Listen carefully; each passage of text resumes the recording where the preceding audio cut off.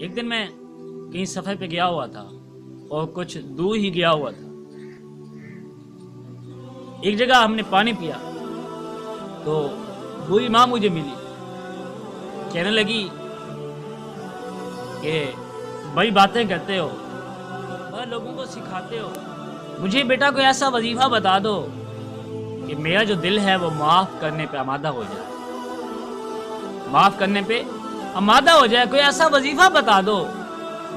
میں نے کہا اماں جان کیسی باتیں کرتی ہو، کیسی باتیں کرتی ہو، معاف کرنے پہ دل آ جائے، کیا وظیفہ بتاؤں تمہیں. کہا بیٹا در حقیقت بات یہ ہے کہ میرے 3 بیٹے ہیں اور سب سے جو چھوٹا بیٹا ہے وہ پیدا نہیں ہوا تھا، ان کے والد کا انتقال ہو گیا، لیکن میں ان بیٹوں کی وجہ سے بیٹھی رہی، واپس لوٹ کے نہیں گئی. میں نے ان کی وجہ سے اپنی جوانی گزار دی لیکن واپس لوٹ کے نہیں گئی، اور شادی بھی نہیں کی. لیکن بیٹا افسوس ناک بات یہ ہے کہ میں بیمار ہو گئی، مجھے کالا یرقان ہو گیا.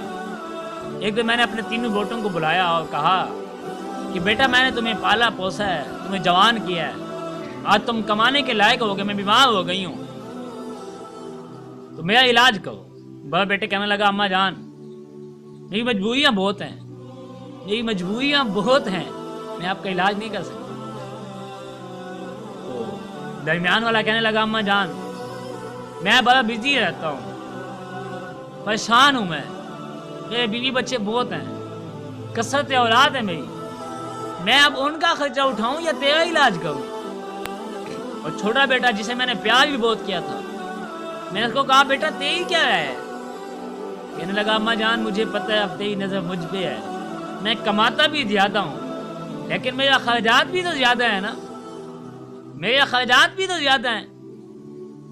کہا کہ بیٹا میں نے ان 3 بیٹوں کو بلایا بھی خود تھا لیکن خود اٹھ کے چلی آئی ان کے پاس.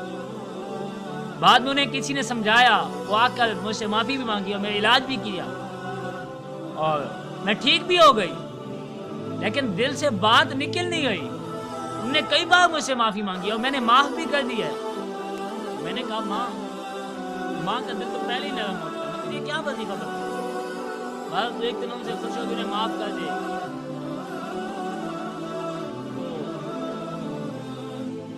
صاحب اپنے جذبات اپنے پاس رکھیے. جس ماں نے تمہیں پال کے بڑا کیا ہے اور آج تم اس کے سامنے زبان چلاتے ہو، تیری ہی وجہ سے تو اس نے سوال کی بھی وقت سہے تھے.